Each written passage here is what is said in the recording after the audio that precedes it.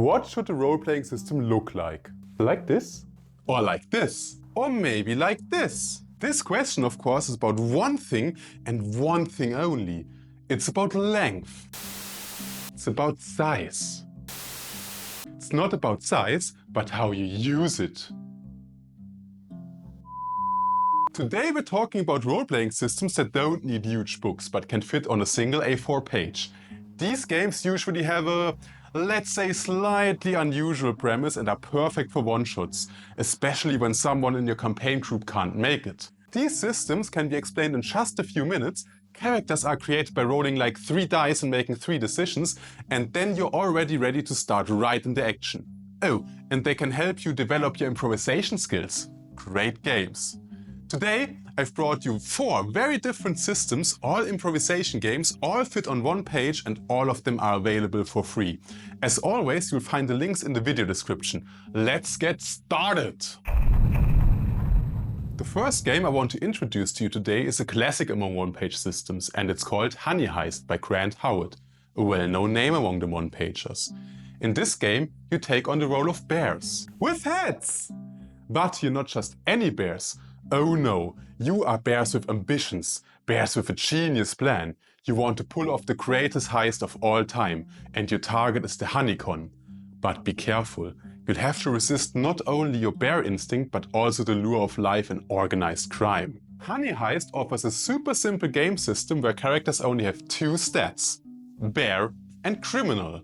Bear is used for everything a bear can do, and criminal for everything unrelated to being a bear. In situations with unclear outcomes, you roll a 6-sided die. If you roll equal to or under the relevant value, things go well. Otherwise, things go wrong. Over the course of the game, these values will change. If one increases, the other one decreases. To increase criminal, you can just describe a flashback scene, like in a heist movie, where you planned a heist in the back room of a seedy bar over cigarettes and coffee. And to increase bear, you just gotta eat huge amounts of money. You should be able to find some at Honeycon.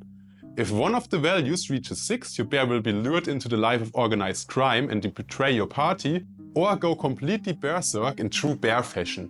There are no hit points or anything like that. The story is simply rolled up by the GM to determine stuff like where the honeycomb takes place and who's organizing it. And much more importantly, what plot twist awaits the bears. The last time I played the game as a player, the corrupt organizer had prepared a getaway helicopter to flee with a briefcase full of Hanukkah extract worth $5 million, planning to blow up the honeycomb to destroy all evidence. But we managed to stop her in an epic showdown and fly the helicopter to safety ourselves. In short, the game is easy to learn, encourages improvisation, and always leads to hilarious situations. If you're up for a chaotic and funny adventure, this is the game for you. Coming up next, we got a game that all of you who are as big science fiction fans as I am will love. It's more serious than Heist, but just as minimalistic. And it's super quick to play. The game is called Lasers and Feelings, written by John Harper, best known for Blades in the Dark.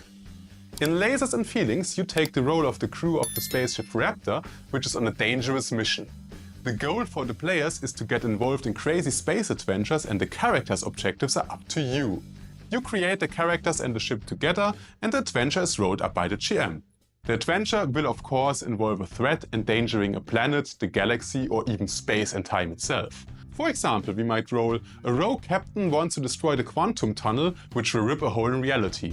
That certainly sparks the imagination. Here's what's special about the game mechanic. There's only one stat on your character sheet. No hit points, no attributes, just a number between 2 and 5. Representing both your abilities with lasers, meaning technology, science and cold rationality, and with feelings, meaning intuition, diplomacy and passionate action. You roll a pool of 6-sided dice. For lasers you want to roll lower than your number, and for feelings you want to roll higher. This creates a range of success which keeps the action moving forward whether you succeed or fail. Lasers and Feelings, as you can see, is quickly explained but still offers nearly endless possibilities for exciting adventures in space. It's perfect for a short but thrilling sci-fi story with drama, suspense and most importantly, lasers.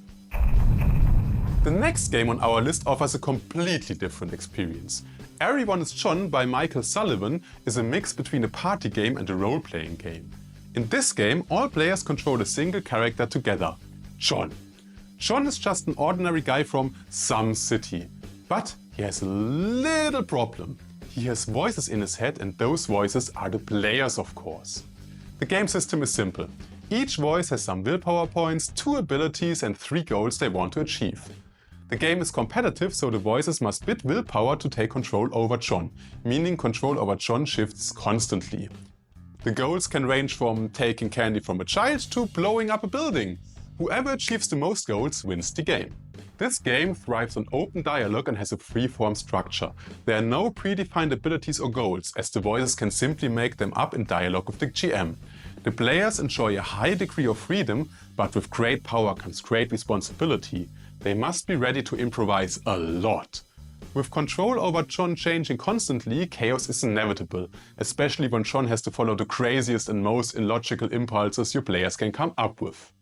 Keep in mind, even though it's competitive, the main goal isn't to win, but to create a totally crazy story together. The game is more fun when the voices aim to stir up chaos rather than just ticking off their goals. Similar to Cards Against Humanity, this game works best when everyone in the group shares a similar sense of humor. By the way, I once had a goal to punch aliens in the face, and after a trip to NASA, that was achieved. It may have caused a war between Mars and Earth, but unimportant details. Did you think Honey Heist to everyone's John was absurd? The next game takes absurdity to a whole new level. The game is called Ah, Dang, Mothman Won't Move Out. He said it was just for the weekend, by Paul Maltievich. I hope I'm pronouncing it correctly. The title says it all. The legendary Mothman has moved into your flat and refuses to leave. What started as an innocent weekend visit is slowly turning into a real problem. With your friends or roommate, you now have to solve the problem together. The focus here is definitely on humor and creative role-playing. Each character has a motivation, and besides Mothman, there's also another problem that he didn't cause. Your main goal is clear. You want your life and your home back. And to do that, you need to help Mothman help himself. In terms of gameplay, players describe what they're doing in a risky situation and formulate a good and a bad outcome. Yes, the players are doing that themselves. Then they roll a pool of 6-sided dice and get to choose which result applies to which outcome. The players essentially create their own story with the dice pointing in the direction it goes. By the way, what Mothman's problem is and how you can get rid of him is also rolled up. For example, one amusing option. He's here because he lost all his savings in a Bitcoin scam. To make things worse, Bigfoot comes to visit, and the only way to solve the situation is political change. Oh, and your landlady is a crazy, enlightened cryptid hunter. Fun! This is the perfect game if you're looking for something truly unusual and want to see how much your laughing muscles can handle in one single evening. These were 4 role-playing systems that all fit on just one page, each in their own way proving that you don't need a thick rulebook to experience a great story. These games offer countless opportunities for creativity for both the GM and the players. And especially as a GM, you can use these games to hone your improvisation skills and bring that to your main game. Which of these systems did you like best? Should I give a detailed review of one of them, or do you want to see more like these 4? Just write it down in the comments. And if you enjoyed the video, share it with your friends. And while you're at it, leave a like and subscribe. That's it from me, and I hope you have fun playing. By the way, if you're looking for more tips on how to run one-shots, check out this video. And if you've already seen it, here's another one for you. Sorry, I need to get that one moment. Hello? What do you mean Bigfoot stole your car? Just moments ago?